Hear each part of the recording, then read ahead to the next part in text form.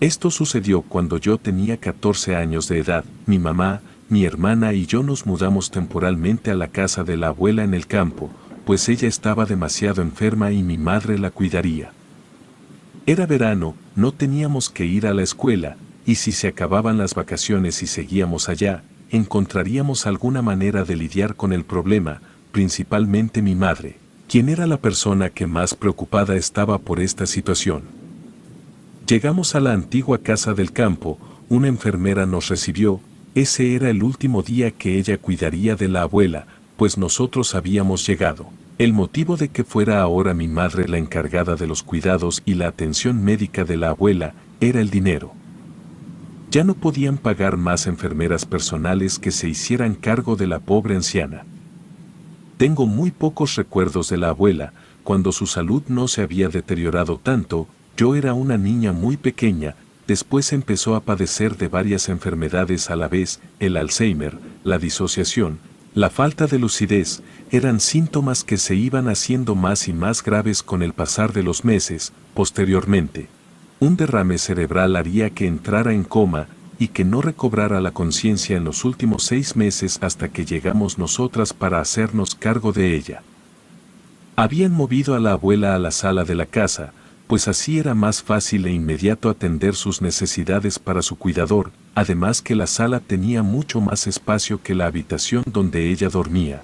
La casa era grande, era casi una hacienda, pero si en aquel entonces ya estaba sola y descuidada, hoy en día ya no queda nada de lugar. Recuerdo que cuando llegamos a la entrada de la casa, me invadió un extraño olor. No era exactamente algo desagradable o asqueroso, sino un olor totalmente nuevo para mí, que hasta el día de hoy me cuesta trabajo describir con exactitud. Era como una mezcla de químicos y distintos fluidos que daban la sensación de estar en un laboratorio y no en una casa.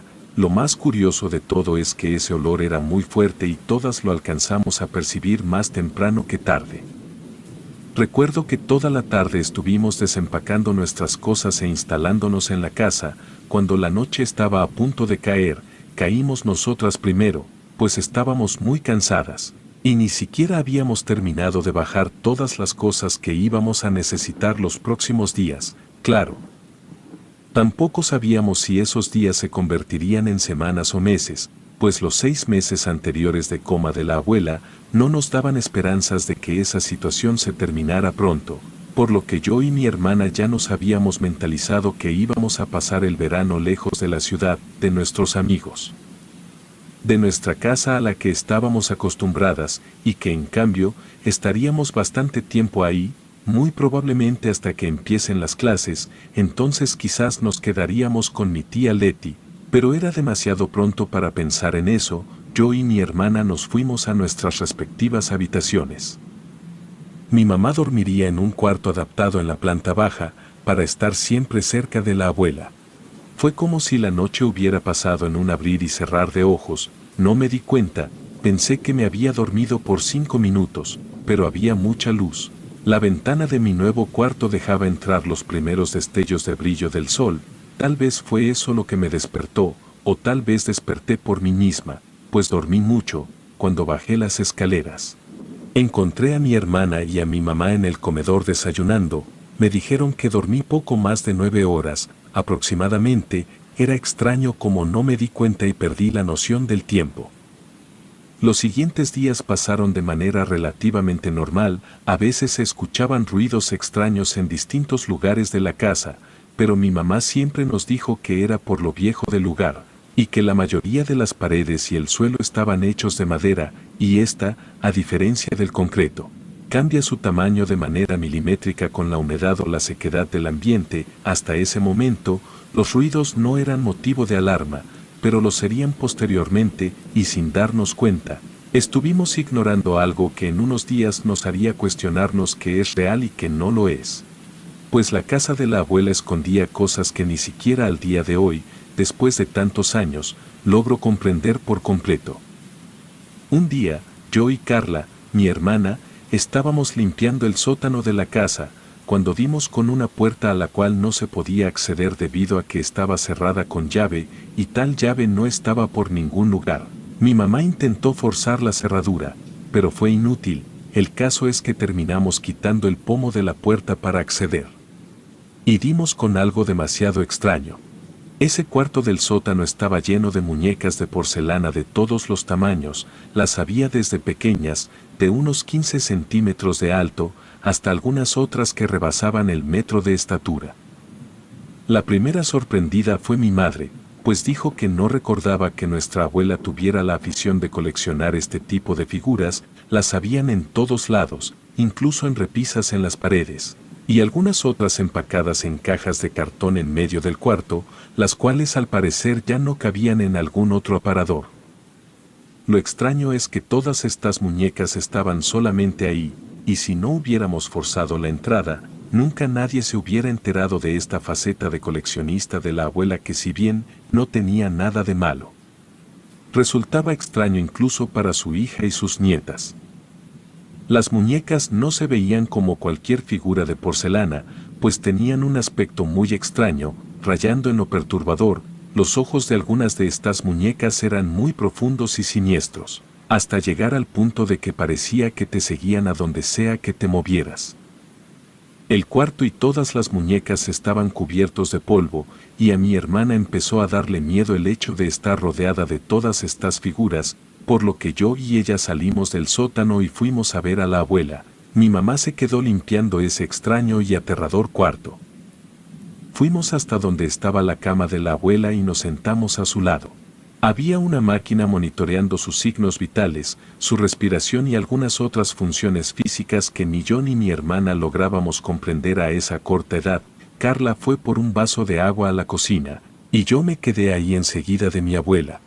Cuando volteé a ver su rostro, por una milésima de segundo podía haber jurado que vi los ojos de mi abuela abiertos y viéndome directamente, di un pequeño sobresalto, pues me emocionó la idea de que la abuela por fin despertara y que se recuperara del estado en el que se encontraba, pero luego empecé a asustarme, pues no sabía si en realidad había visto lo que creí distinguir con el rabillo del ojo. Esperé unos minutos, viéndola fijamente, no le dije nada a Carla ni a mi madre cuando llegaron, pues de ser el caso, que la abuela haya despertado, se darían cuenta antes de que yo pudiera decírselos. Pasaron algunos otros minutos más y no ocurrió nada. Conforme avanzaban las agujas del reloj, iba perdiendo la esperanza de ver que mi abuela abría los ojos, y esa esperanza se iba convirtiendo en miedo. ¿Qué fue entonces lo que vi, creyendo que eran los ojos de la abuela? No lo sabía, y quería pensar que, si no había despertado, entonces solamente había sido mi imaginación. Pasaron las horas, cenamos y nos fuimos a dormir. Esa noche no fue como las anteriores, en las que pude dormir de manera corrida. Esta vez desperté a las 2 de la mañana por un ruido extraño que creí haber percibido dentro de mi habitación, el cual se esfumó justo cuando abrí los ojos.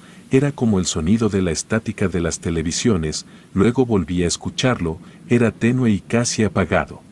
Me levanté y por momentos pensaba que desaparecía, pero luego lo volví a escuchar. Intenté seguir el rastro, el cual me condujo hasta el armario de mi cuarto. El sonido venía de ahí, y luego pensé que en realidad no había abierto ese armario, pues las manijas estaban oxidadas y la madera algo vieja.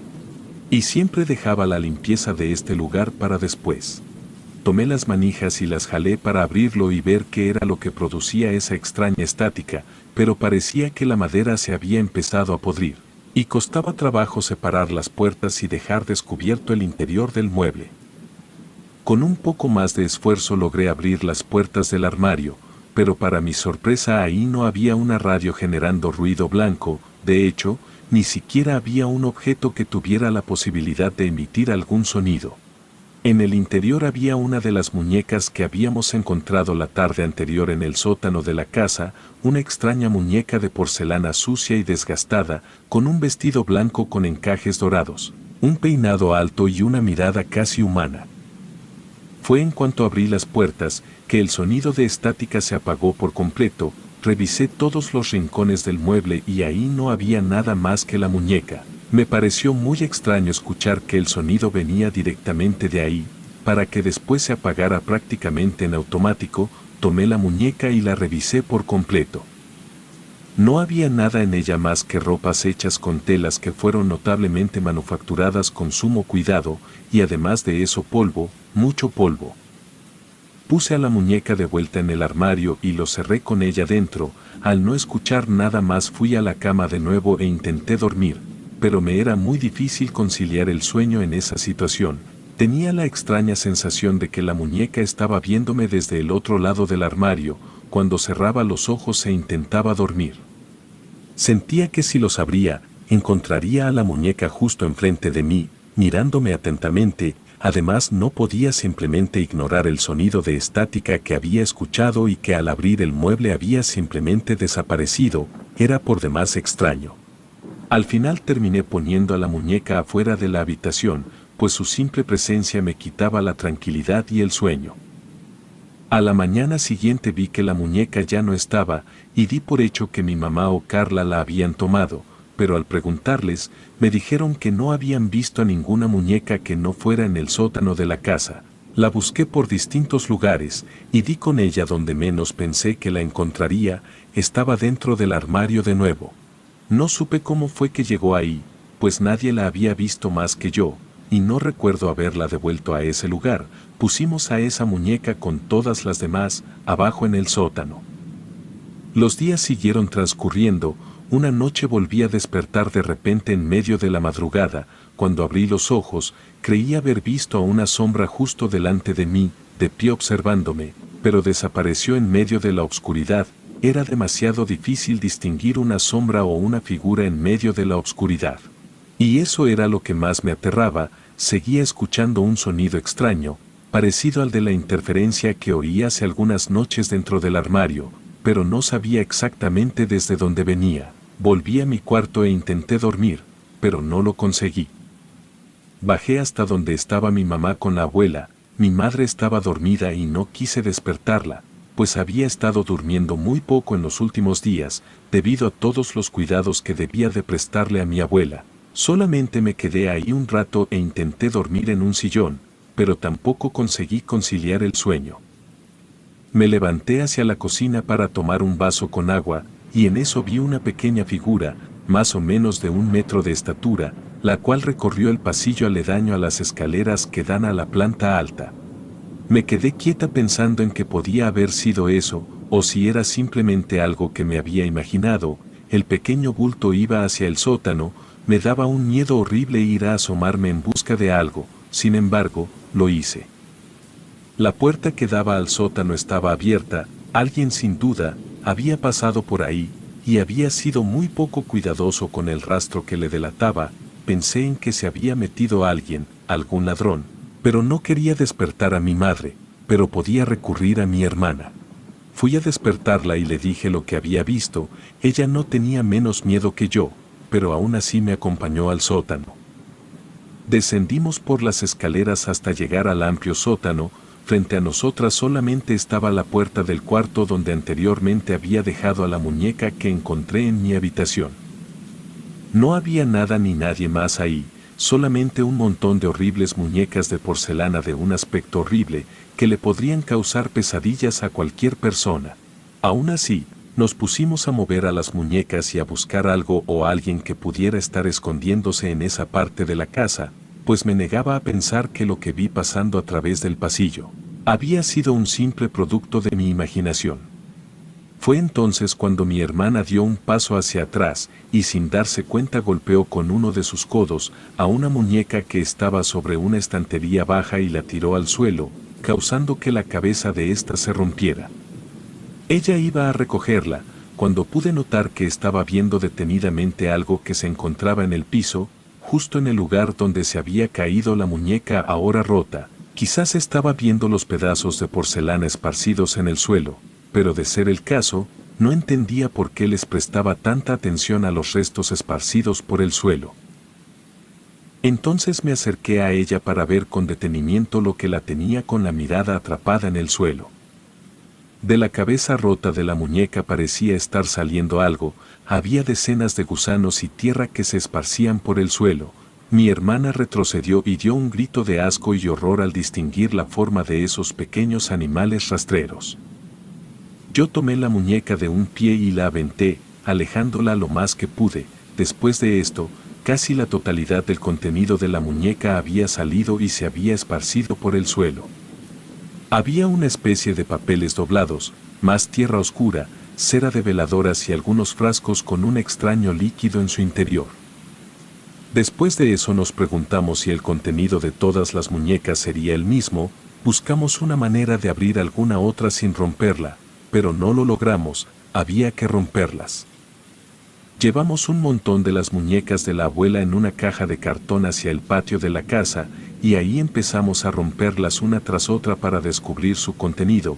Todas tenían más o menos lo mismo, papeles doblados, cera de velas, algunas contenían restos de animales en un avanzado estado de putrefacción o huesos. Tal vez de pollos u otros animales pequeños.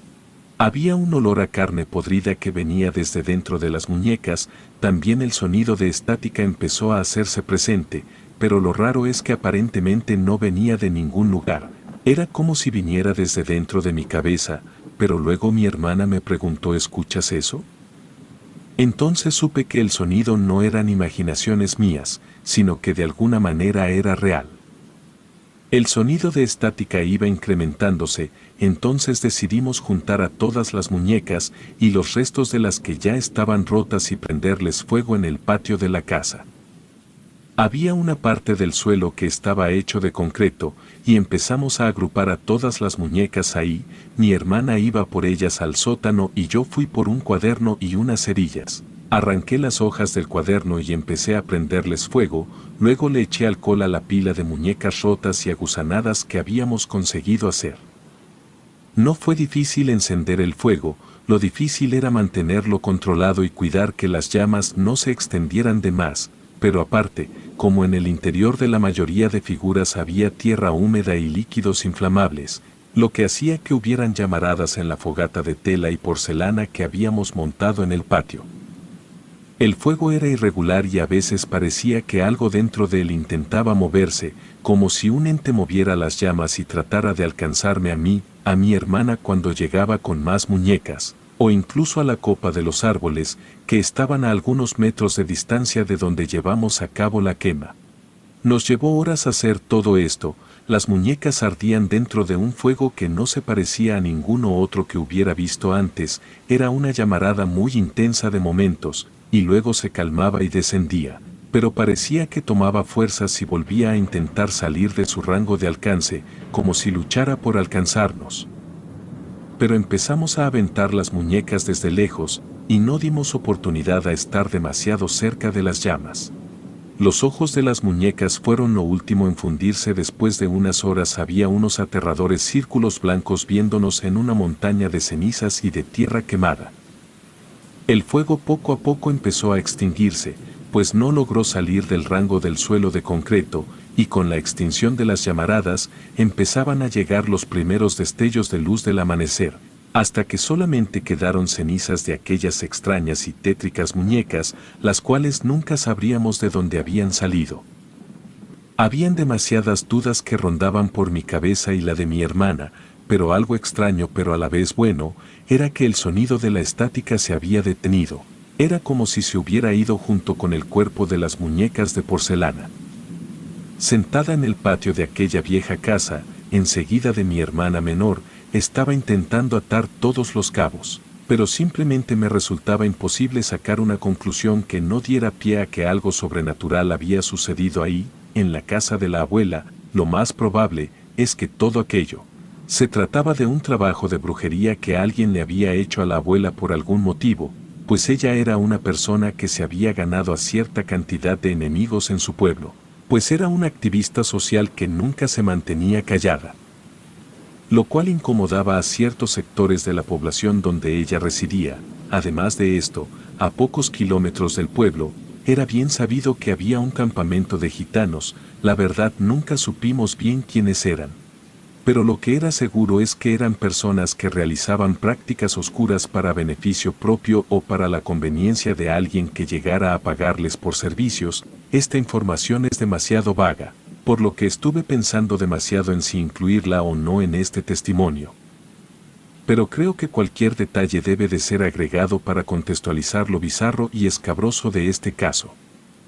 Minutos después yo y mi hermana escuchamos pasos detrás de nosotros, alguien se dirigía hacia el patio de nuestra casa, pensamos que podía llegar a ser un vecino o la policía, al haber visto los llamativos destellos que causaba el fuego que habíamos iniciado hace horas, pero no, era nuestra madre, quien fue a avisarnos. Entre sorprendida y emocionada, con lágrimas en los ojos, que la abuela había despertado del coma. Tiempo después, y ya que se recuperó mayormente de esta situación, le preguntamos cuál era la razón de que empezara a coleccionar este tipo de muñecas sin que nadie más lo supiera. Además le dijimos lo que encontramos dentro de ellas, a lo que ella respondió algo que seguimos sin entender en absoluto. Yo nunca he tenido muñecas de porcelana. Algo que hizo que la piel se nos pusiera chinita del miedo.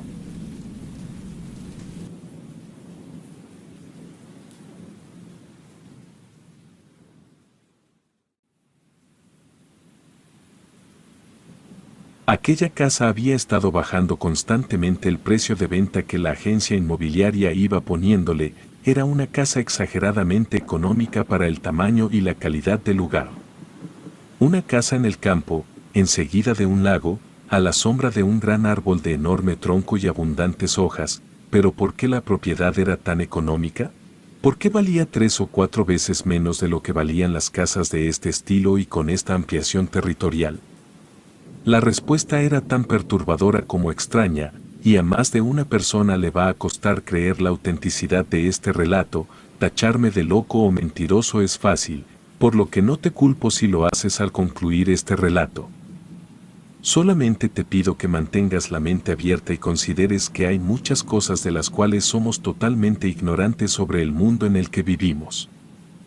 Hace 9 años, llegué con mi esposa a la casa del árbol, pues nos mudábamos del pueblo de Santa Marta al de Las Praderas, debido a que el negocio de mi padre, una franquicia de ferreterías, había estado funcionando de muy buena manera en los últimos años. Y nos mudábamos hasta ahí con el fin de estar más cerca del lugar donde estaba prosperando el negocio que heredé de mi ascendencia. Parte primordial de la mudanza era la compra de una nueva casa. Habíamos vendido ya nuestro antiguo hogar, y sin nada que nos impidiera cambiar nuestro lugar de residencia, fuimos a ver dicha casa, atraídos por el precio con la que ésta se promocionaba. Ángela y yo no teníamos hijos, lo cual hacía la tarea de mudarnos más sencilla y rápida, y más temprano que tarde, acudimos en una cita con la agente de ventas de la localidad para que nos muestre la vivienda. Llegó el día y la hora acordados, la agente de ventas nos recibió en la puerta de la casa, para darnos un recorrido relativamente breve, pero bastante bien explicado sobre todos los detalles que conllevaba comprar el lugar. Al final pasamos a hacer la pregunta que tanto nos hacíamos: ¿por qué la casa era tan económica? El gesto de la vendedora fue de desánimo, pero estaba prácticamente obligada a contestar este cuestionamiento. Resultó ser que la casa era así de barata, porque los anteriores dueños habían muerto ahí, pero no solo eso, no era solo una cuestión casual, había todo un siniestro patrón de asesinatos en este lugar. Los dueños anteriores a estos, y los anteriores, también habían fallecido en misteriosas e inexplicables causas. Los últimos 3 compradores del inmueble murieron, y este es un hecho que ni la inmobiliaria ni el Estado podían mantener ocultos. Esto se sabía, porque aparte de ser algo que había causado mucho alboroto hace años, los vendedores del lugar estaban obligados por ley a hacerle saber esto a los próximos compradores del lugar. Era un patrón de muertes alarmante, pero no era solamente eso. El lago que quedaba a espaldas de la casa fue utilizado en la década de los 80s y 90s por el crimen organizado para echar cuerpos sin vida y librarse de la ley de manera fácil, algo que no dejaba nada bien parado al sitio. Tomando en cuenta también las recientes apariciones aledañas al pueblo de Las Praderas, era como si el lugar siempre hubiera sido testigo de muertes. Era incluso extraño cómo la casualidad se podía prestar para este cúmulo de situaciones donde nada favorecía a quien viviera ahí o a sus alrededores. Agradecimos el tiempo de la vendedora, nos retiramos y estuvimos pensando en comprar o no la casa. Si lo hacíamos, era con el fin de vivir ahí algunos años, pero no una vida completa, pues tarde o temprano tendríamos que vender la casa, viajar y comprar otra en algún lugar distinto.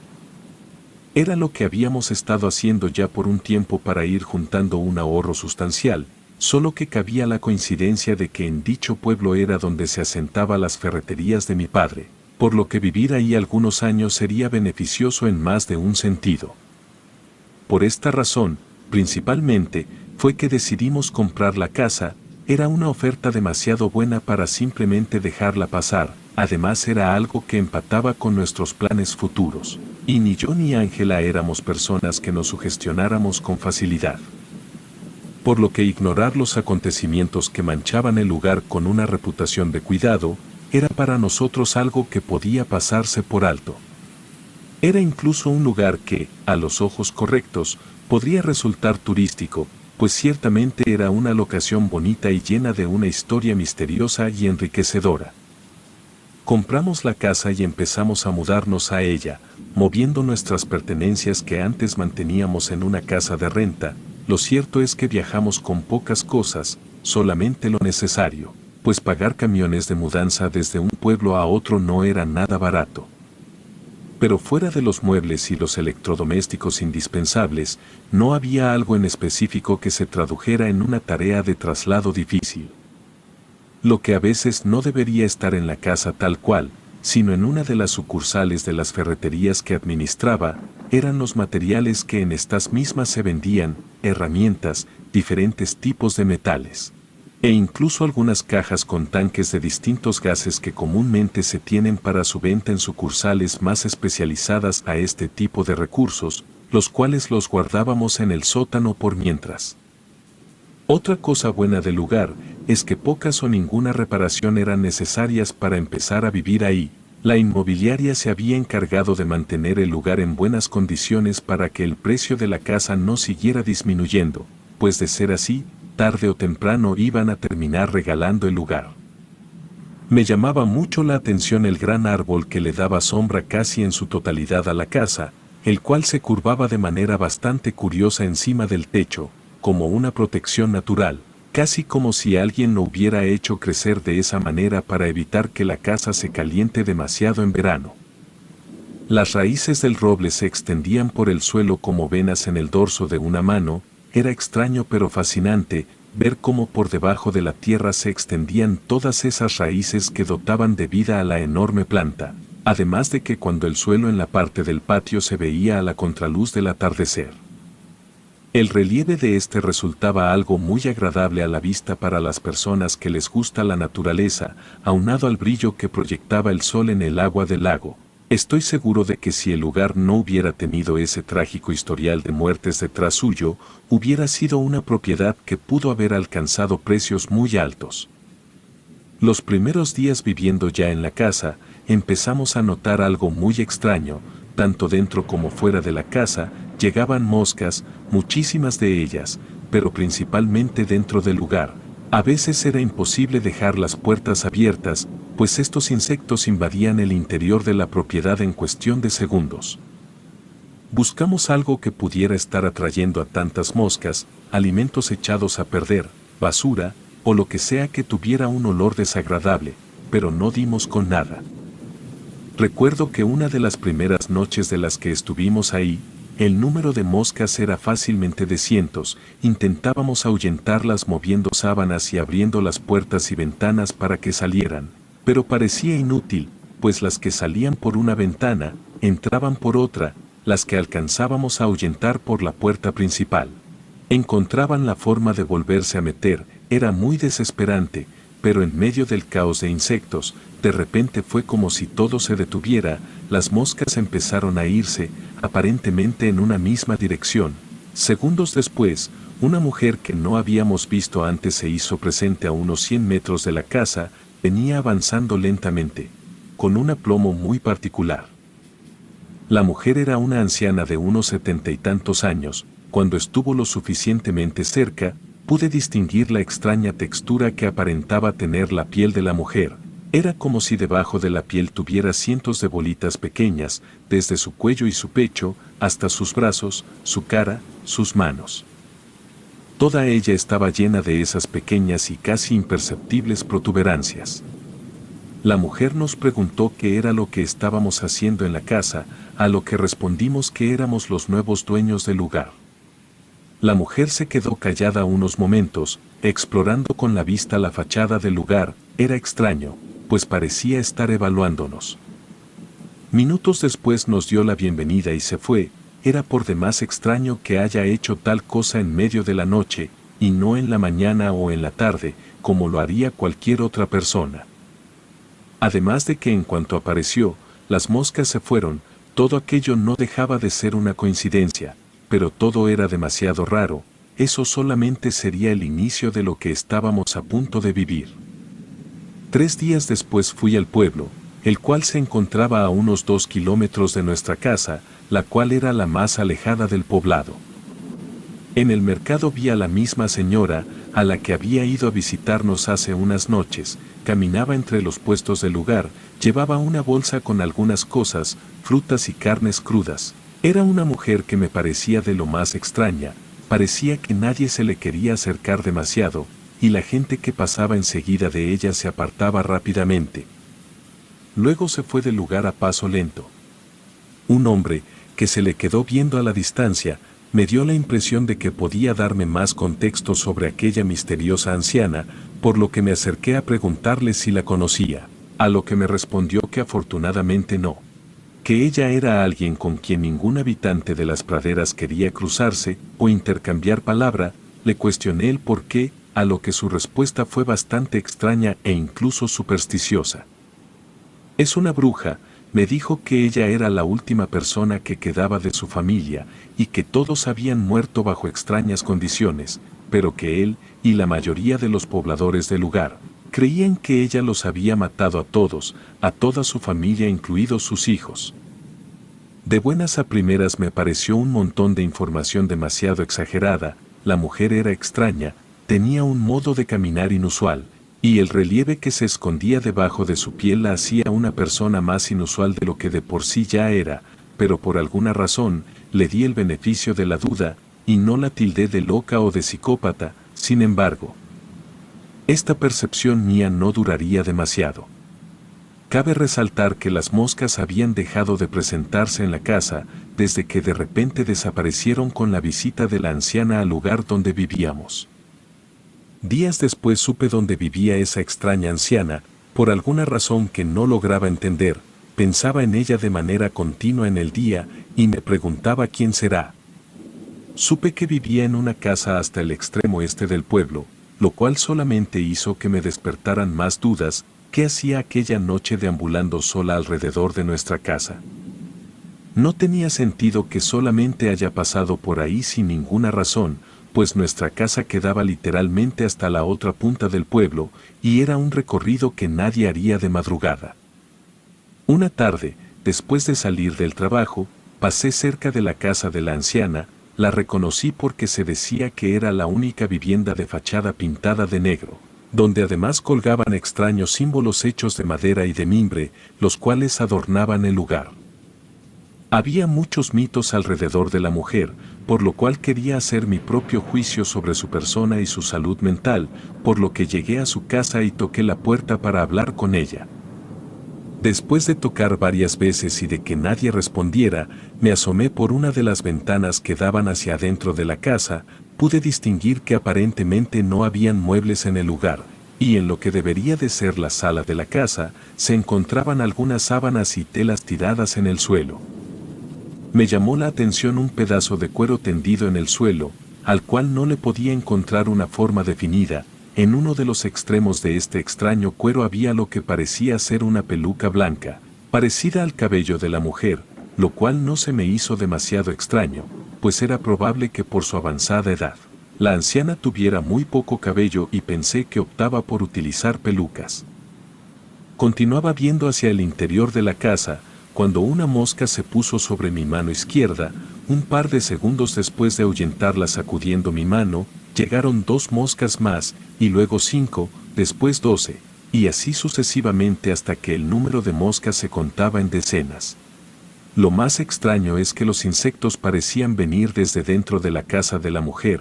lo cual me hizo recordar su presencia fuera de la casa de Ángela y mía, pues en cuanto la viejita apareció, las moscas se detuvieron y se esfumaron por completo.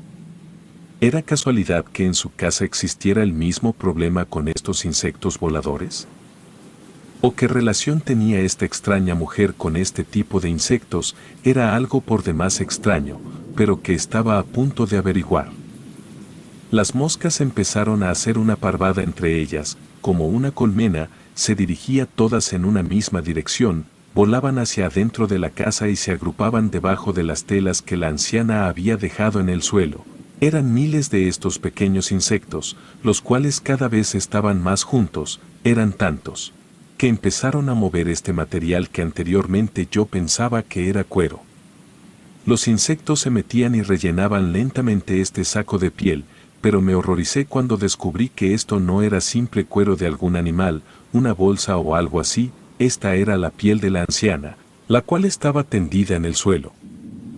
Pero lentamente se iba llenando de cientos y cientos de moscas, cuyo zumbido era increíblemente alto. Después de un rato, el cúmulo de moscas se metió sobre la piel de la mujer, lo que pensaba anteriormente que era una peluca, era el cabello unido al cuero de la cabeza que yacía sobre el suelo. Al cabo de unos minutos, las moscas terminaron de tomar la forma de esta anciana, era eso, todo el tiempo era simplemente eso.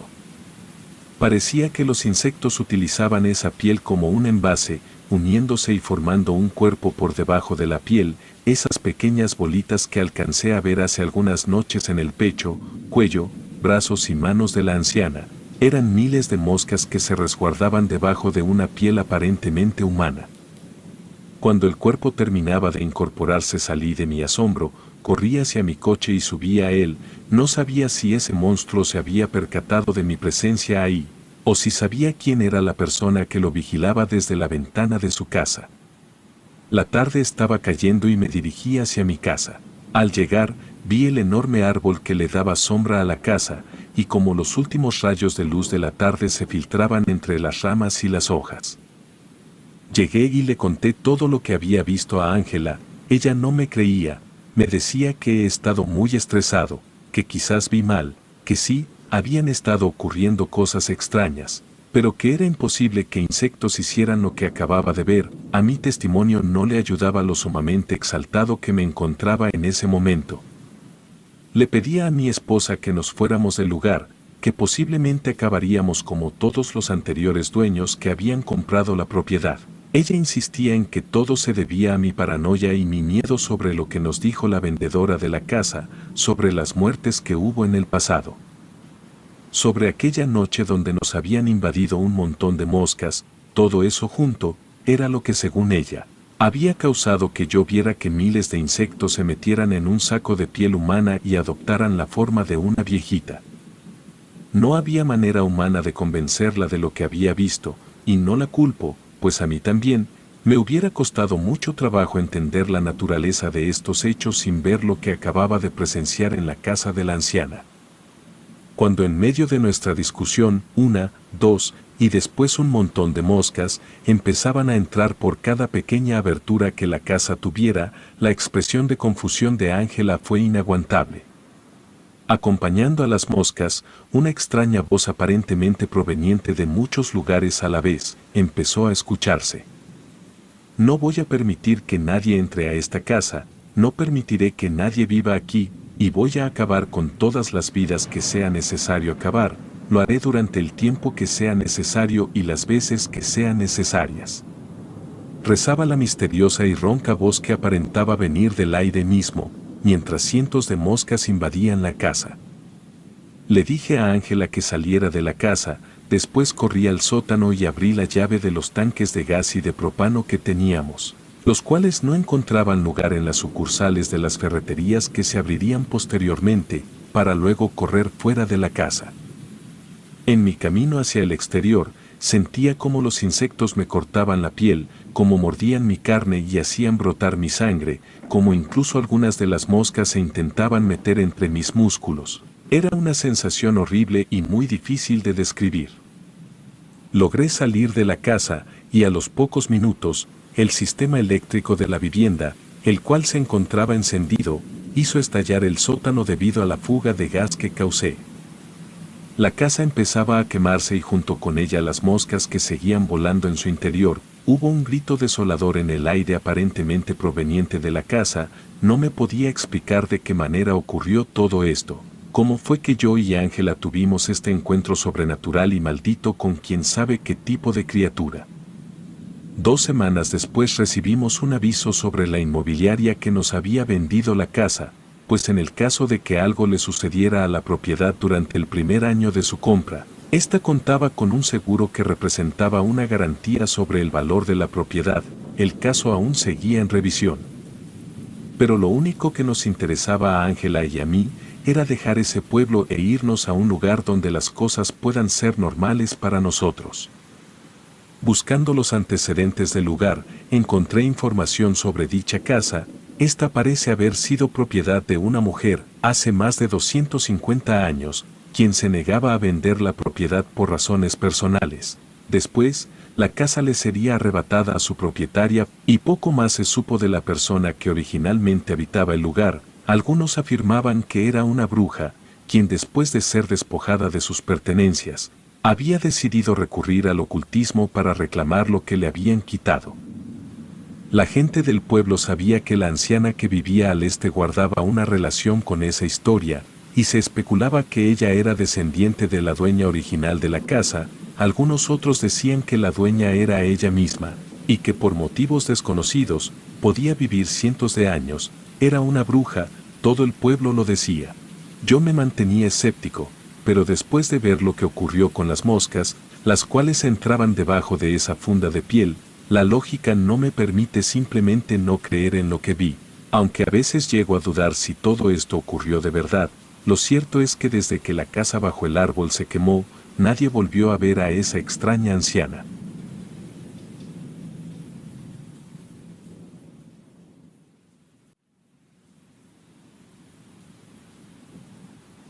Esta historia es bien conocida en la familia, pues mi abuelo parecía estar siempre seguro de lo que le sucedió, y para él era incluso un orgullo contar lo ocurrido, y hacerle saber a todos sus oyentes que tuvo una experiencia fuera de lo normal.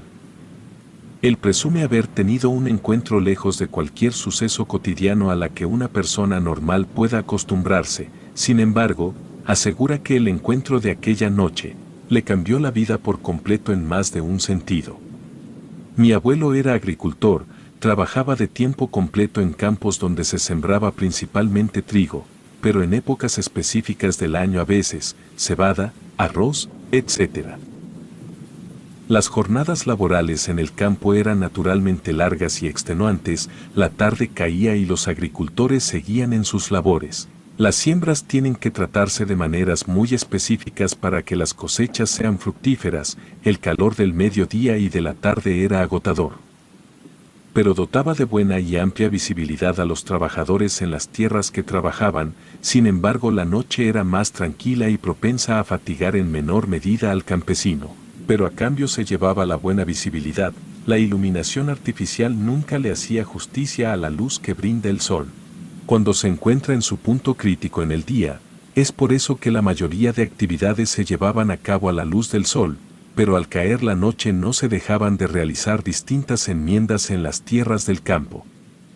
El pueblo no estaba lejos, pero diversos transportes pasaban al inicio y final de cada turno para dejar a los empleados en cierto punto del pueblo, donde después, cada quien tomaba su camino y se dirigía hacia su casa. El pueblo era un lugar tranquilo, pequeño, donde rara vez había alguna novedad dentro de la comunidad. No era extraño que las personas se conocieran entre sí, pues el número de habitantes era bajo. Sin embargo, de manera reciente a la época donde tiene lugar el suceso que narra mi abuelo, se había empezado a comentar algo sobre una, o quizás varias personas que deambulaban por las calles y callejones más oscuros del pueblo. La gente que llegaba tarde de sus trabajos solían ver lo que parecían ser sombras, que pasaban por las esquinas y los lugares menos iluminados de esas antiguas y descuidadas calles. Mi abuelo no había presenciado nunca algo así. Sin embargo, estaba al tanto de todo lo que comentaba la gente de la localidad acerca de las extrañas sombras misteriosas. El rumor se fue haciendo tan grande que las autoridades del pequeño poblado empezaron a patrullar las obscuras calles después de las 8 de la noche y se optó por mantener una vigilancia alta en los lugares más apartados, si bien aún no ocurría nada grave. La gente de la comunidad empezó a pedir vigilancia de las autoridades por las calles para que no ocurra un asalto o cualquier tipo de atentado, para que empiecen a tomarse cartas en el asunto. Las partes más alejadas del centro del pueblo eran las que temían más por su seguridad, y los habitantes empezaban a intranquilizarse. En una ocasión, la policía recibió un llamado de alerta desde una vivienda que se encuentra al borde del pueblo. Quien había realizado la llamada de auxilio era una señora de 60 y tantos años, quien afirmó haber visto a alguien dentro de su casa. La policía entró y registró la vivienda en su totalidad. Sin embargo, no encontraron nada ni a nadie. Ni siquiera indicios de que algún delincuente hubiera intentado ingresar. Cuando la policía ya se iba, pudieron notar que alguien estaba del otro lado de la calle. Dicen que esa persona solamente se distinguía como un bulto negro, parado en un punto de la acera justo al cruzar. Los policías intentaron llamar la atención del misterioso individuo, pero este hacía caso omiso a cualquier intento de comunicación. Era una silueta que se veía no por tener alguna forma definida, ni por percibirse movimiento en ella, sino por ser un espacio en la calle que se alcanzaba a ver más oscuro que la noche misma.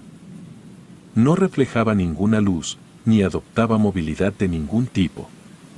Los oficiales apuntaron sus linternas hacia la oscura silueta, pero cuando enfocaron la luz sobre ella, no había nada, solamente un pequeño callejón entre dos de las casas de la colonia. Se quedaron sorprendidos, pues ambos agentes, más la señora que había hecho el reporte, habían visto exactamente lo mismo.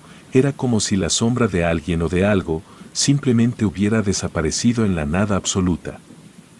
Mi abuelo tuvo mala suerte, pues un pequeño cambio en la situación que vivió, y no le hubiera tocado ser parte de la historia que durante mucho tiempo nos ha relatado.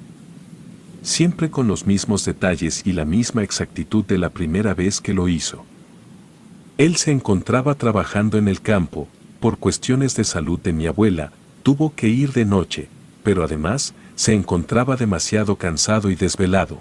Era incluso peligroso trabajar en el estado en el que se encontraba, pues sus reflejos y sentidos no se hallaban en una condición óptima para maniobrar un tractor o empuñar objetos punzocortantes como machetes o guadañas, las cuales se solían utilizar con frecuencia para cortar la maleza que sale alrededor y en algunas partes cerca de las cosechas. El pobre de mi abuelo estaba quedándose dormido mientras cortaba las matas aledañas al campo y metía los restos de ramas muertas y secas dentro de un costal de istle, cuando al dar un golpe seco con el machete en la raíz de los brotes, cortó la punta de su dedo meñique izquierdo. La sangre brotaba de su extremidad con mucha rapidez, por lo que su jefe le indicó que fuera a la hacienda que estaba del otro lado del camino, la cual le pertenecía a la familia de los ejidatarios para los que trabajaban. Ahí podría lavarse y desinfectar la herida. Así lo hizo, pero terminó perdiendo un pedazo de dedo, que, aunque era pequeño, el dolor calaba hasta los nervios de todo el brazo. Debido al desvelo y la pérdida de sangre, mi abuelo cuenta que salió de la hacienda y se quedó sentado un rato en una banca de la banqueta, la cual permanecía casi oculta por un árbol, pero sin darse cuenta, se quedó dormido. Al despertar, ya pasaban de las 11 de la noche, el transporte que recogía a los trabajadores se había ido sin él. Tuvo que caminar por un sendero de tierra, pobremente iluminado, donde no había ni un alma, y donde el lugar habitado más cercano era la hacienda, a la cual tocó con insistencia, pero nadie pareció escuchar su llamado. Al final del rural camino, y a las afueras del pueblo, mi abuelo cuenta que ahí fue cuando empezó aquella horrible experiencia. Afirma haber visto una sombra que lo veía desde la esquina de la primera casa, la cual se encontró al ingresar al poblado desde el oeste. Continuó caminando, y debajo de una farola de la calle, vio a un hombre, quien estaba sentado en el suelo. Traía una especie de traje, ropa elegante color negro. A diferencia de las sombras que aseguraban percibir, Si era totalmente visible, se podían distinguir las venas marcadas en el dorso de sus manos, los dobleces en su ropa, y la sombra que hacía el gran sombrero que tenía puesto sobre la cabeza. «Oye, amigo», le dijo este misterioso sujeto a mi abuelo, quien de buenas a primeras no pensaba en detenerse, pues era normal desconfiar de una persona que te encuentras en la calle a altas horas de la noche. «Francisco», le dijo segundos después de que el papá de mi padre hiciera caso omiso a su primer llamado. Mi abuelo se asustó, pues no supo de qué manera esta persona supo su nombre. Se detuvo y se acercó hasta donde el elegante hombre yacía. El misterioso hombre no revelaba su identidad, la oscuridad de la noche, más la circunferencia del sombrero que portaba, ocultaban su identidad.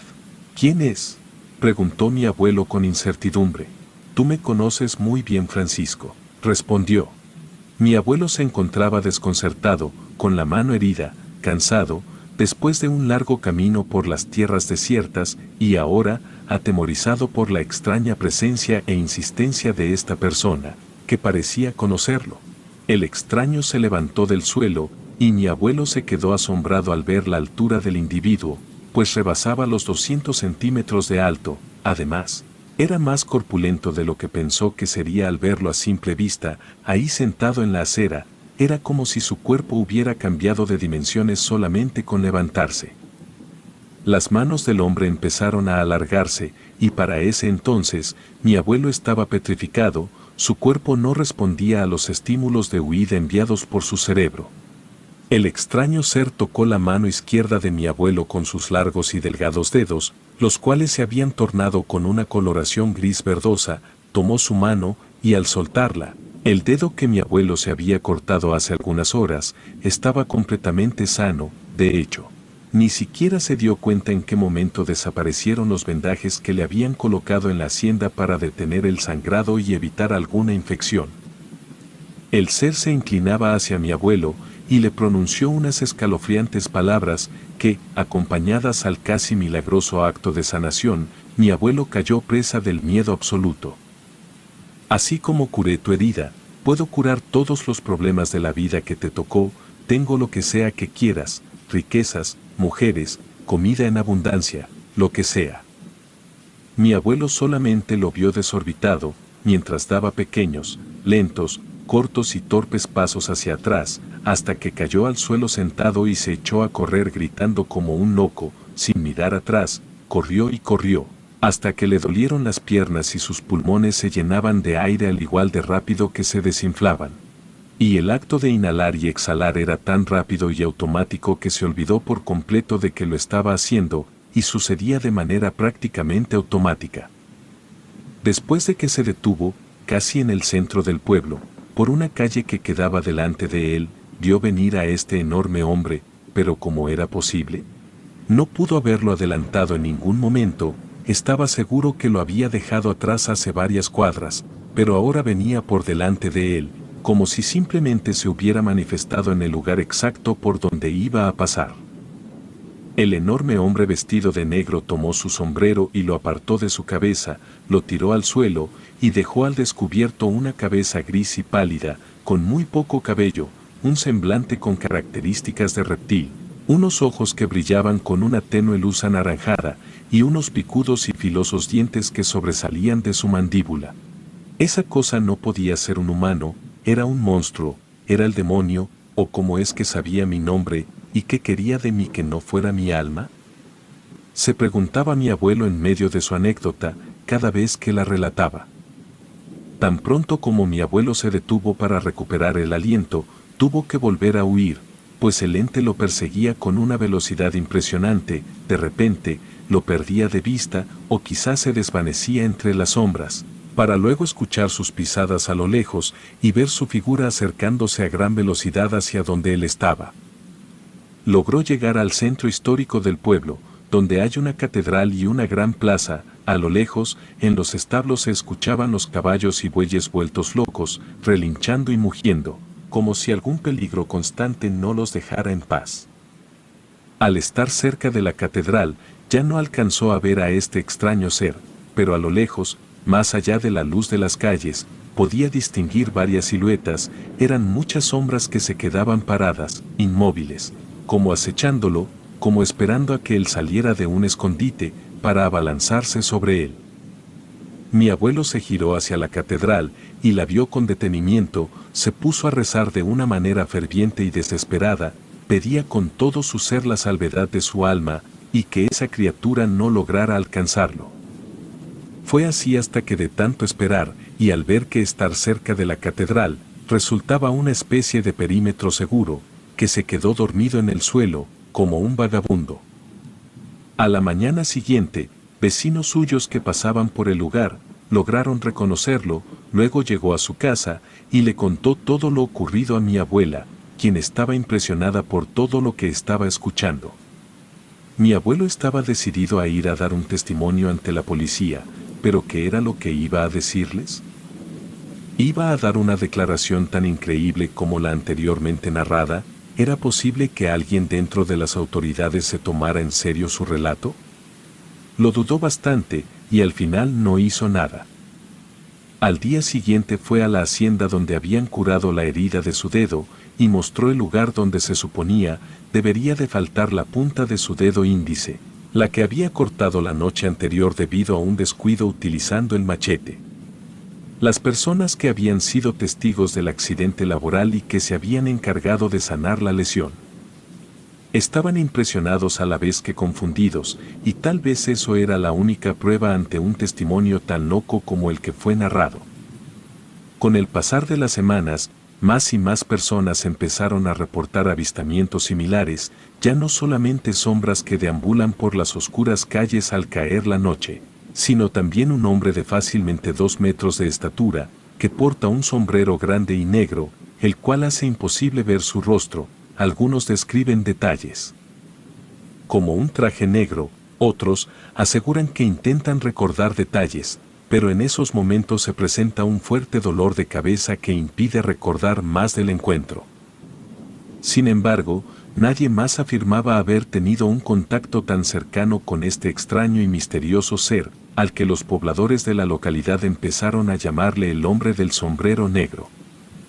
Al día de hoy, el origen de esta persona, si es que se le puede considerar como tal, es completamente desconocido. La leyenda se ha extendido más allá del pueblo, y algunas personas que investigan el tema han afirmado que se trata de un ejemplo muy único de alucinaciones colectivas, lo cual siempre suele ofender mucho a mi abuelo. Pues él sigue completamente seguro de que él tuvo un contacto directo con este ser, quien estaba intentando hacer una especie de trato con él. Estaba seguro que le daría cualquier cosa a cambio de su alma, o por lo menos es lo que hasta día de hoy sigue pensando, pues no olvida las palabras que salieron de la boca de este ser. Así como curé tu herida, puedo curar todos los problemas de la vida que te tocó, tengo lo que sea que quieras, riquezas, mujeres, comida en abundancia, lo que sea. Mi abuelo siempre pronuncia las mismas palabras, nunca es una oración parafraseada, o algo que se pueda llegar a confundir de enfoque. Esto es lo que principalmente me hace creer en su historia, la seguridad y la atención a los detalles que siempre son muy específicos y exactos a la hora de la narración. Mi abuelo asegura también que su encuentro con este ser no terminó ahí, pues de manera posterior empezó a soñar con él, con su ronca y profunda voz, la cual le decía que podía obtener todo lo que él quisiera, todo lo que en esta vida pudiera demandar, y que simplemente tenía que salir a la calle ya caída la medianoche, pues él estaría ahí, esperándolo para cerrar el trato que con anterioridad le planteó. Las pesadillas eran demasiado reales, a veces se sentía como si no fuera un simple sueño, en ocasiones se despertaba en medio de la noche con las manos frías, con esa voz resonando en su cabeza, invitándolo a que acepte la invitación que se le estaba haciendo. Mi abuelo cuenta que había algo sumamente extraño en esos momentos, dice que sentía el impulso de salir corriendo a la calle, no quería hacerlo, pero era casi como si su cuerpo le pidiera que lo hiciera, de una manera extraña e inexplicable. Sin embargo, su respuesta siempre era contenerse, no salir de su casa y obligarse a intentar dormir, pues no sabía que le podía aguardar en las oscuras calles de la madrugada. En una ocasión, Mi abuelo cuenta que se despertó a las 12 de la madrugada y vio a alguien sentado a los pies de su cama. Intentó despertar a mi abuela, quien estaba enseguida de él, dándole la espalda, con una cobija cubriendo su cuerpo, pero ella no reaccionaba. Mi abuelo susurraba su nombre y la mecía con su mano. Pero mi abuela era un bulto inerte. Francisco empezó a desesperarse, pues conforme sus ojos se adaptaban a la oscuridad, la sombra se hacía más clara. Era el mismo hombre que encontró en la calle. Era quien curó la herida de su dedo e inexplicablemente lo dejó como antes de que perdiera un pequeño pedazo de este. La figura se levantó y empezó a caminar hacia él, casi poniéndose encima suyo.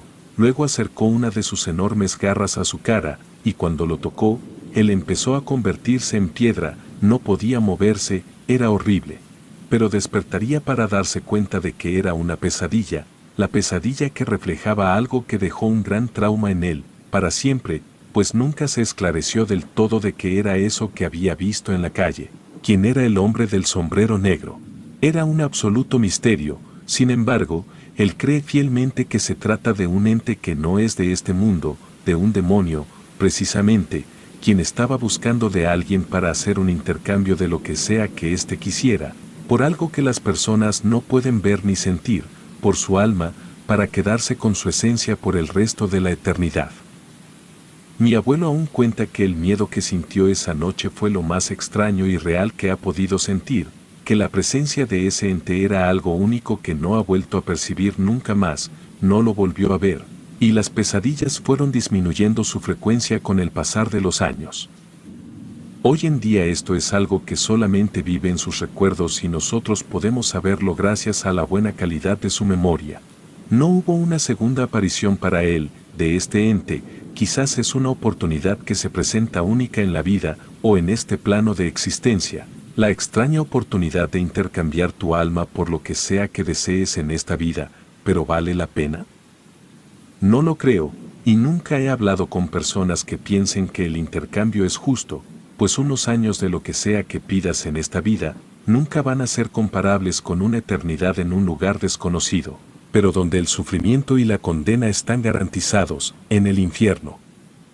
Aún así, no dudo que haya personas que hayan aceptado el trato con el misterioso ente, que hayan decidido dar a cambio su alma, pensando en lo lejos que está el día de su muerte, y que tendrán en vida lo que sea que tanto anhelan, sin pensar exactamente en las consecuencias que un pacto de esta índole trae consigo. Desde luego, habrá gente que piense que todo esto es simplemente un cuento, una historia para entretener. Habrá quien piense que el demonio no existe y que no nos acecha por las oscuras calles en busca de nuestras almas, esperando un momento de vulnerabilidad para que nosotros aceptemos su trato, para echarse al bolsillo un alma más y llevarla a los adentros de su reino dentro de algunas décadas. Si tú piensas que toda esta historia es mentira, o solamente un cuento, es mejor que continúes pensando así, pues estoy seguro que nadie está preparado para encontrarse con el hombre del sombrero negro en una oscura y desolada noche.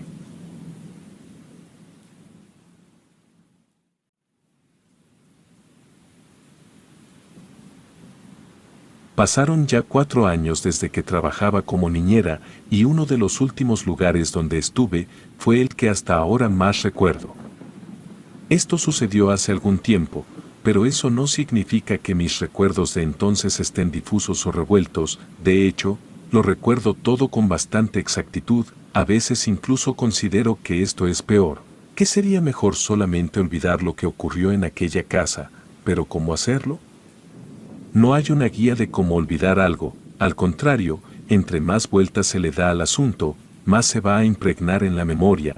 No entiendo cómo hay sucesos importantes en mi vida que han transcurrido, y ahora los recuerdo como un simple sueño, como imágenes estáticas y tambaleantes dentro de mi mente, pero este suceso no.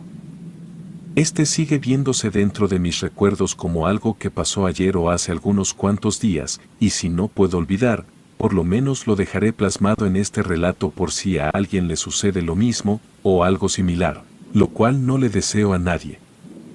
El trabajo de niñera es muy cansado por algunos momentos, durante otros es tranquilo, llega a ser estresante, pero también reconfortante. Todo depende de dos cosas: La actitud de la persona a quien estés cuidando y de la tuya, hay veces que simplemente no puedes entender la manera hiperactiva y casi animal de comportarse de un infante. Otras veces, es impresionante ver la madurez y la quietud que existe en pequeños de escasos años de edad. Saber qué actitud tendrá el infante es siempre una ruleta rusa. Es un factor que cambia en cada caso y es lo menos predecible de este trabajo. Llegué a la casa de la dirección que me dieron al contactarme por teléfono. Era una casa impresionantemente grande, bien arreglada, de fachada iluminada y decoración casi exagerada. Era casi una mansión, pero no llegaba a tal punto. Sin embargo, era definitivamente la casa más bonita en la que hubiera trabajado cuidando niños. La vivienda tenía un peculiar estilo mediterráneo y rural, pero sin llegar a ser algo rústico, pues era elegante. Tenía candelabros que colgaban de las cornisas amaderadas del techo. Había columnas que hacían juego con las distintas combinaciones de tonalidades cálidas que el hogar poseía. La puerta, larga y ancha, de una caoba densa y oscura, dejaba ver por sus ventanas de efecto empañado la iluminación del interior del lugar. Subí algunos peldaños que constituían un camino hacia la entrada y llamé a la puerta y me atendieron con una rapidez casi preocupante. La señora y el señor Toledo portaban elegantes vestido y traje consecutivamente y parecía que llevaban prisa por dejar la casa e irse a donde sea que hayan ido aquella noche. Tuve algunas explicaciones básicas sobre qué hacer en el transcurso de la noche. Fue extraño porque de buenas a primeras me dio la impresión de que más que una niñera, querían a alguien que se quedara a vigilar de cualquier morador, ladrón o persona con malas intenciones, cosa extraña, pues tenían algunos sistemas de seguridad bastante funcionales. Antes de irse, me dijeron que Violeta, quien era su hija, estaba en la planta alta, en su cuarto y se encontraba durmiendo, que sería una noche fácil y tranquila, pues era poco probable que ella se levantara a darme guerra. Yo reí y le dije en tono de broma que esperaba que así fuera. Marido y mujer se fueron, y con ellos los últimos rayos del sol de esa tarde, la cual se despidió de mí a los pies de los peldaños de la entrada. Luego ingresé de nueva cuenta a la gran casa, y empecé mi jornada de trabajo. La noche transcurría de una manera normal. Revisé que todas las puertas que dan al exterior estuvieran cerradas con llave, tal y como me indicaron que deberían estar. La sala era enorme, montada en la pared, una televisión tan grande como un mantel, pero tan fina como una servilleta de tela yacía frente a mí. La encendí solamente para que hiciera ruido mientras yo me ponía a hacer otras cosas. Después de unas horas, me quedé dormida sin darme cuenta, y la televisión seguía con el sonido de fondo, el cual era el único que se escuchaba en toda la casa. A medianoche me despertó un estruendo. No supe si este provenía de la televisión o de algún lugar de la casa.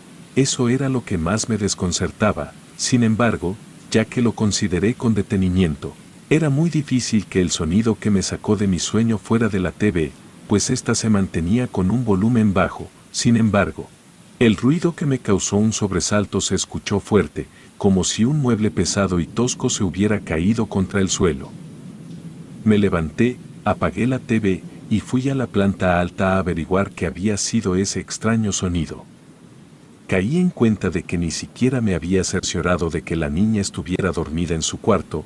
Debía hacerlo, pues al final de cuentas en eso consistía mi trabajo principalmente. Subí por las escaleras y fui a la derecha del pasillo de la planta alta. Con sumo detenimiento, abrí la puerta que correspondía a la habitación de Violeta. Asomé un poco la cabeza, hasta que mi visión encontrara la cama de la pequeña. Entonces la vi ahí, arropada en su cama. Era un bulto pequeño en medio del cuarto.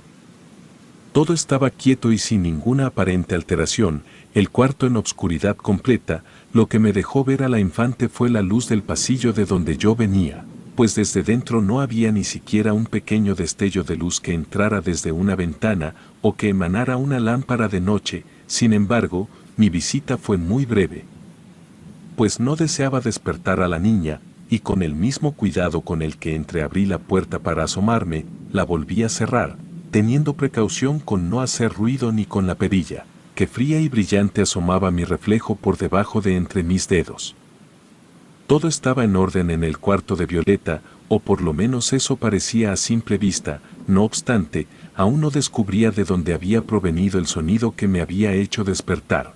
Me puse a buscar entre los cuartos de la planta alta, y no encontré nada que estuviera en aparente desorden. Eso sí, había una puerta que permanecía cerrada con llave, la cual me dijeron específicamente que no intentara abrir, además de que no podría, pues mis empleadores se habían llevado la llave, una llave pequeña y en forma de mariposa, larga y de un metal pulcro y pulido similar a la plata.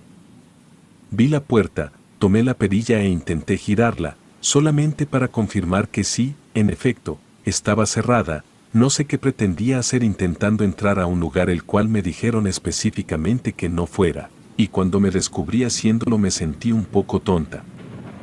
Pero si alguien me llegaba a capturar intentando girar la puerta, cosa que no debería de suceder, pues no había nadie más ahí aparte de mí y de la hija de la pareja, quien se encontraba durmiendo a algunas habitaciones de distancia, podría poner de pretexto que buscaba el origen del sonido de algo que parecía haber caído.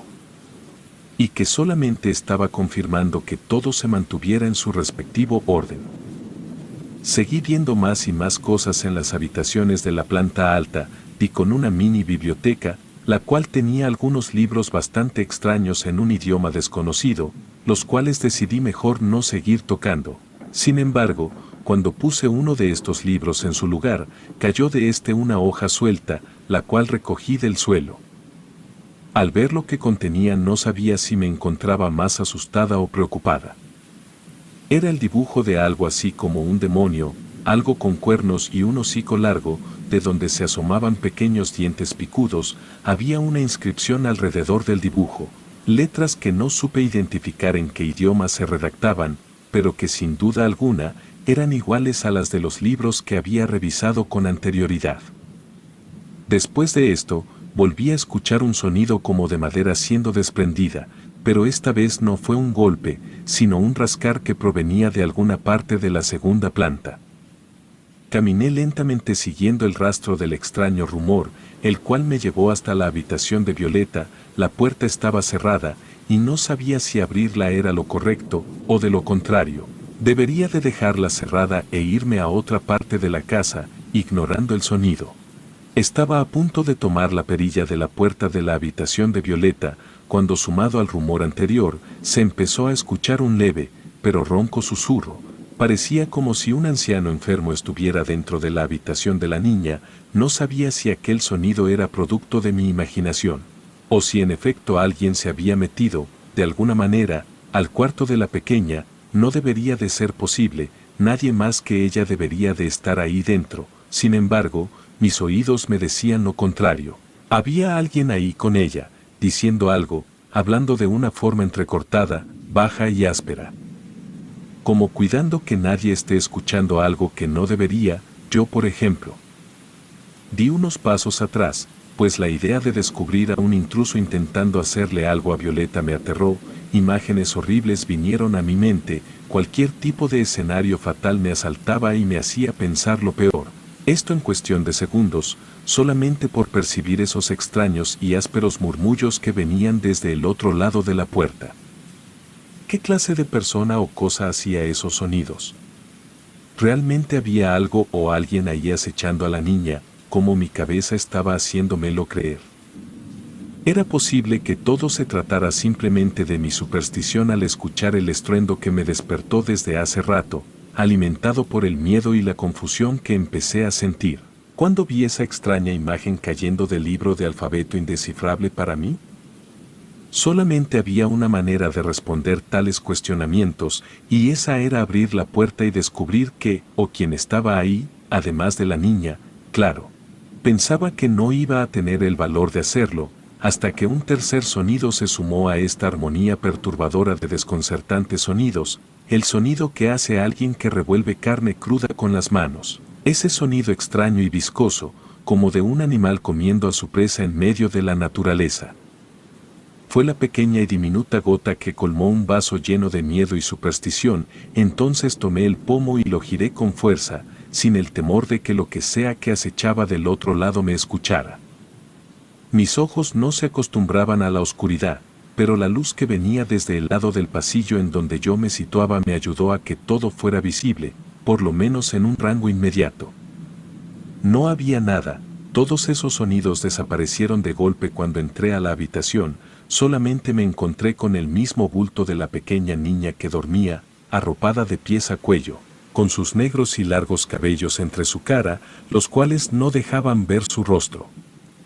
Me convencía de que todo fue un producto de mi paranoia, de la superstición que había empezado a crecer poco a poco desde que escuché, o por lo menos creía haber escuchado un golpe fuerte y seco, el cual me había despertado, o por lo menos eso era lo que creía.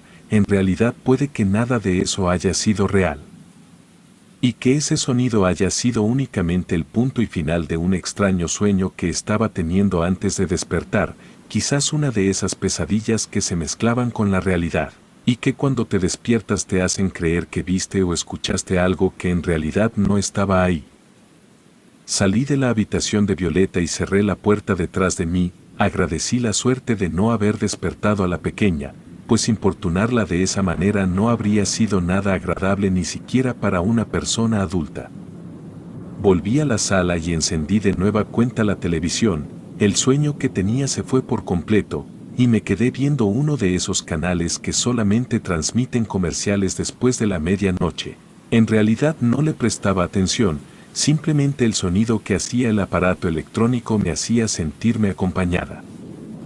Empezaba a calmar mis nervios, y la situación comenzó a resultarme incluso graciosa, pues pasadas un par de horas, los extraños sonidos ya no se escuchaban y todo volvía a ser normal. Mi curiosidad me decía que quería seguir viendo esos extraños libros que el matrimonio guardaba y ver qué otra cosa rara encontraba en esa habitación llena de papeles, libros y estatuas de metal, pero mi lado más racional me decía que eso podría meterme en problemas. Que quizás habían cámaras que colocaron en ciertos lugares de la casa sin decirme, para vigilar a la persona que vigila su hogar y a su hija, pues no cualquier persona tiene la confianza de cederle este espacio tan íntimo a una persona totalmente extraña, como lo era yo para ellos. En fin, decidí no hurgar más en lugares donde no debería de estar y permanecí en la sala de la planta baja. Pasaron algunos minutos más, y el sonido que había creído escuchar al despertar se volvió a hacer presente, pero esta vez resultó mucho más intenso, era como si hubieran agujerado una pared de madera con una escopeta, lo cual me hizo dar un salto, y correr a ver qué era lo que se había escuchado. El sonido vino de la habitación de Violeta, y mientras subía las escaleras corriendo, iba pensando en cómo fue que pude haber atribuido tan nítidos sonidos a simplemente mi imaginación, pues estaba claro que había algo ahí. El peor de los escenarios venía a mi mente. Algún intruso que se había metido a robar o algún loco que entró armado y disparando. En cuestión de segundos iba pensando en de qué manera iba a explicarles a la pareja qué era lo que había pasado, y lo peor de todo, no sabía en qué estado encontraría a su hija. Llegué y abrí la puerta de golpe, rápidamente busqué el interruptor de luz y al encontrarlo lo encendí, esta vez sin ninguna precaución de importunar a la niña que anteriormente dormía, pero después de prendido el foco del cuarto, mi aflicción dio un giro de 180 grados y se convirtió en un terror absoluto. La niña se aferraba a la ventana de la habitación con sus manos y pies fungiendo como garras. El marco de dicha ventana estaba anteriormente tapizado de tablones de madera puestos ahí con clavos. El lugar era un completo desastre, cosa que ignoré 2 veces antes cuando me asomé, debido a la oscuridad, pero esta vez, con la luz encendida. Veía el contraste entre este cuarto y el resto de la casa. El lugar donde la niña dormía parecía una mazmorra. Pero eso no era lo peor de todo, lo peor era ella misma. Violeta volteó su cabeza como un búho para verme, pues la ventana quedaba frente a ella, lo que hacía darme la espalda. Su piel era pálida, sus rasgos faciales eran los de un monstruo, sus largas extremidades habían roto los tablones de la ventana. Ese era el sonido que se escuchaba con anterioridad, el de ella rascando la madera para abrir un hueco por donde huir. En el suelo había correa de cuero que se encontraban rotas y cubiertas de sangre seca y ya oxidada. Sus ojos eran los de un animal, brillantes, profundos y totalmente negros, la luz de la habitación les daba un deslumbrar intenso que solamente los ojos de los animales tienen. Esa cosa volteó a verme antes de salir por el hueco que hizo en la pared. Nunca olvidaré su rostro, su enredado cabello negro que cubría su cuello y sus orejas, su larga lengua con una división en la punta, como la de las serpientes, sus garras, todo en ella era inhumano y absolutamente demoníaco. Salió por la ventana rugiendo de una manera horrible, y la perdí de vista. No sabía qué hacer, estaba anonadada. Me quedé ahí de pie por algunos segundos y después corrí al marco de la puerta para ver si alcanzaba a visualizarla a la distancia, y en efecto, pude hacerlo. Noté cómo corría en sus cuatro extremidades y se perdía entre los árboles que se encuentran a un costado de la propiedad del matrimonio. Entonces no supe nada más de ella. No sabía qué hacer, pero era obvio que tenía que tomar alguna medida en medio de esa extraña y horripilante situación. Tomé el teléfono fijo de la casa y pensé en llamar a la policía, pero después me retracté pues no sabía qué testimonio daría. Si decía la verdad, era seguro que me internarían en un hospital mental. Por otra parte, no sabía si lo más prudente era meterme en un problema con el matrimonio Toledo. Pues eran personas de mucho dinero y fácilmente podrían hacer que se tomen medidas legales en mi contra. Yo no tenía los recursos para defenderme de esa manera.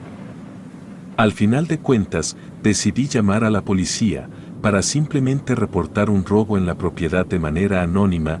Después salí corriendo del lugar, en medio de la madrugada, corrí durante varios minutos, y luego caminé por kilómetros hasta llegar a la ciudad. En ese mismo momento, abrí mi celular y quité el chip, lo tiré en medio del camino y a la mañana siguiente compré otro, pues ese número de teléfono era la única manera en la que mis empleadores podrían contactarme. Afortunadamente no me pidieron documentación personal, fue un contrato muy informal. Por lo que tenía esperanza en no volver a verlos nunca más. Después de esto pasaron 4 días, entonces empecé a ver en todos lados, en las noticias, en periódicos e internet, estaban llevando a cabo un juicio en contra de los Toledo, pues la policía había acudido a su domicilio y habían encontrado un cuarto donde aparentemente habían estado privando de su libertad a alguien, mostrando evidencia de posible tortura hacia esta persona. Lo que más me conmocionó fue saber que este matrimonio no tenía ninguna hija, no había una Violeta Toledo y todo lo relacionado a la persona que mantenían cautiva era un misterio. Se analizaron fluidos corporales encontrados en la habitación donde mantenían recluso a alguien. Pero las autoridades no daban con ninguna pista que les indicara la identidad de dicha persona. Tal vez yo era la única que sabía que en esa habitación no había una persona como tal, sino una especie de monstruo, algo que no tengo ni idea de dónde habrá salido, o de qué manera habría llegado a estar ahí, viviendo con esa extraña pareja. Aunado a esto, pensé en esos extraños libros que hallé en el cuarto deshabitado del matrimonio. A veces llegaba a pensar que habían llegado a invocar a un ser que no es de este mundo, a algo con lo que no supieron lidiar y que por obvias razones debían mantener oculto. Era extraño pensar que toda esa noche había estado a pocos metros de un ser de tan extraña y dudosa procedencia y de un aspecto tan enfermizamente endemoniado. Hubo ocasiones en que yo vi a ese monstruo fingiendo dormir desde el pasillo. No encendí la luz, según yo, para no importunar a una niña que yacía plácidamente dormida en su habitación, cuando la realidad era que un extraño y horrible ente fingía estar dormido para escapar de este lugar. También pensé en la habitación que siempre permaneció cerrada. Quién sabe qué es lo que habrán encontrado ahí dentro, pues la policía no notificó nada al respecto. Mi cabeza me hace pensar mucho en ello últimamente. Después de 4 años de que esto aconteciera, también me hace pensar repetidamente en que habrá sido de Violeta Toledo, ese extraño ser que escapó por una ventana del lugar donde le quitaban su libertad. No puedo evitar imaginármela corriendo por ahí en el bosque, acechando desde el lugar más oscuro de las inmediaciones de la ciudad. Relato anónimo.